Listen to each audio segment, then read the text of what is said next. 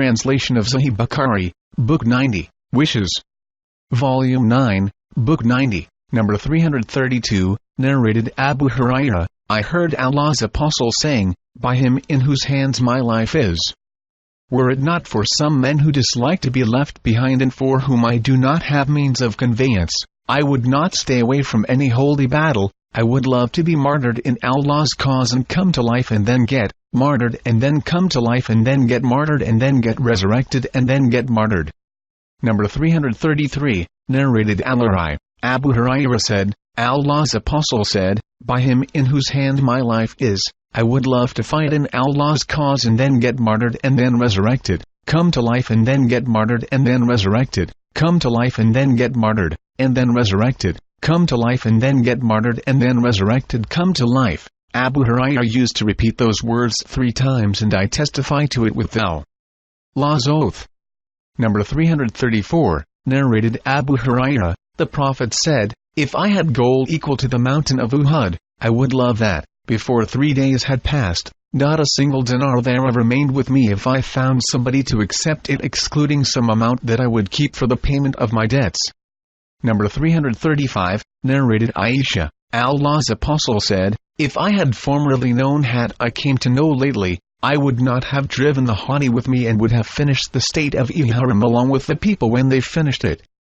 Number 336, narrated Jabir bin Abdullah, we were in the company of Allah's Apostle and we assumed the state of Ihram of Hajj and arrived at Mecca on the 4th of Dhul-Hijjah. The Prophet ordered us to perform the tawaf around the Kaaba and sa'i between as-Safa and al-Marwa and use our ihram just for Umrah, and finish the state of ihram unless we had our Hadi with us. None of us had the Hadi with him except the Prophet and Talha. I came from Yemen and brought the Hadi with him. Ali said, I had assumed the state of ihram with the same intention as that with which Allah's Apostle had assumed it. The people said, how can we proceed to Mina and our male organs are dribbling? Allah's Apostle said, if I had formerly known what I came to know latterly, I would not have brought the Hadi, and had there been no Hadi with me, I would have finished my ihram. Suraka bin Malik met the Prophet while he was throwing pebbles at the Jamirat al-Kaaba, and asked, O Allah's Apostle, is this permitted for us only? The Prophet replied, no. It is forever. Aisha had arrived at Mecca while she was menstruating, therefore the Prophet ordered her to perform all the ceremonies of Hajj except the tawaf around the Kaaba, and not to perform her prayers unless and until she became clean. When they encamped at Al-Batha, Aisha said, O Allah's Apostle, you are proceeding after performing both Hajj and Umrah while I am proceeding with Hajj only? So the Prophet ordered Abdurrahman bin Abu Bakr as-Siddiq to go with her to At-Tayyum, and so she performed the Umrah in Dhul-Hijjah after the days of the Hajj. Number 337, narrated Aisha, one night the Prophet was unable to sleep and said, would that a righteous man from my companions guarded me tonight. Suddenly we heard the clatter of arms, whereupon the Prophet said, who is it? It was said, I am Sa'd, O Allah's Apostle. I have come to guard you. The Prophet then slept so soundly that we heard him snoring. Abu Abdullah said, Aisha said, Bilal said, would that I but stayed overnight in a valley with Idkar and Jalil, that is 2 kinds of grass around me that is in Mecca, then I told that to the Prophet. Number 338, narrated Abu Hurairah, Allah's Apostle said, not to wish to be the like except of 2 men. A man whom Allah has given the knowledge of the Quran and he recites it during the hours of night and day, and the one who wishes says, if I were given the same as this man has been given, I would do what he does, and a man whom Allah has given wealth and he spends it in the just and right way, in which case the one who wishes says, if I were given the same as he has been given, I would do what he does. See Hadith number 543 and 544, Volume 6. Number 339, narrated Anas, if I had not heard the Prophet saying, you should not long for death, I would have longed for it. Number 340, narrated Qais, we went to pay a visit to Khabbab bin al-Arat and he had got himself branded as 7 spots over his body. He said, if Allah's Apostle had not forbidden us to invoke Allah for death, I would have invoked for it. Number 341, narrated Sa'd bin Mubayd, The Mullah of Abdurrahman bin Azar, Allah's apostle, said, "None of you should long for death, for if he is a good man, he may increase his good deeds, and if he is an evildoer, he may stop the evil deeds and repent." Number 342, narrated Al-Bara bin Azib, "The Prophet was carrying earth with us on the day of the Battle of Al-Azab, Confederates, and I saw that the dust was covering the whiteness of his abdomen, and he, the Prophet, was saying, 'O Allah!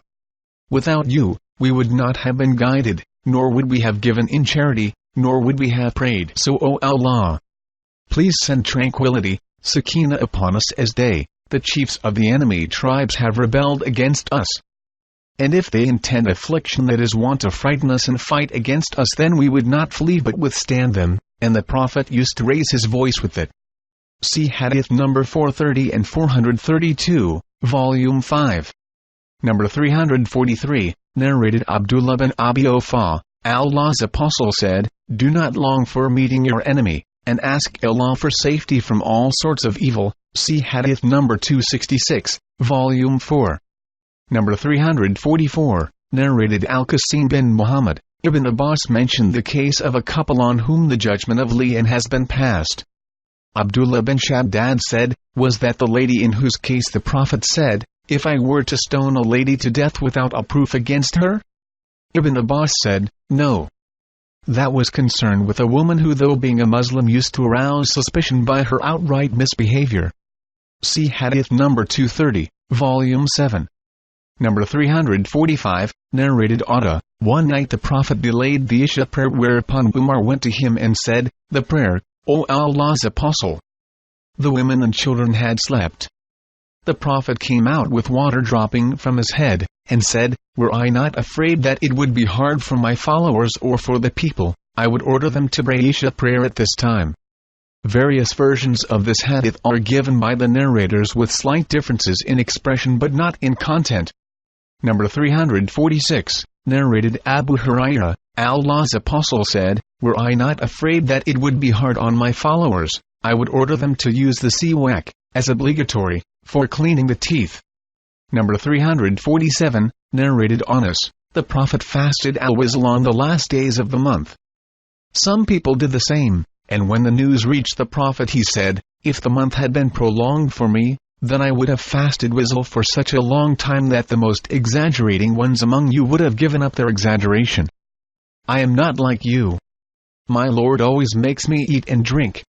Number 348, narrated Abu Hurairah, Allah's apostle forbade al-Wisl. The people said to him, "But you fast al-Wisl." He said, "Who among you is like me? When I sleep at night, my Lord makes me eat and drink." But when the people refused to give up al-Wisl, he fasted al-Wisl along with them for 2 days, and then they saw the crescent, whereupon the Prophet said, "If the crescent had not appeared, I would have fasted for a longer period," as if he intended to punish them herewith. Number 349, narrated Aisha, "I asked the Prophet about the wall outside the Kaaba, 'Is it regarded as part of the Kaaba?' He replied, 'Yes.' I said, 'Then why didn't the people include it in the Kaaba?' He said, 'Because your people ran short of money.' I asked, 'Then why is its gate so high?' He replied, 'Your people did so in order to admit to it whom they would and forbid whom they would. Were your people not still close to the period of ignorance, and were I not afraid that their hearts might deny my action, then surely I would include the wall in the Kaaba and make its gate touch the ground.'" Number 350, narrated Abu Hurairah, Allah's apostle said, "But for the emigration, I would have been one of the answer.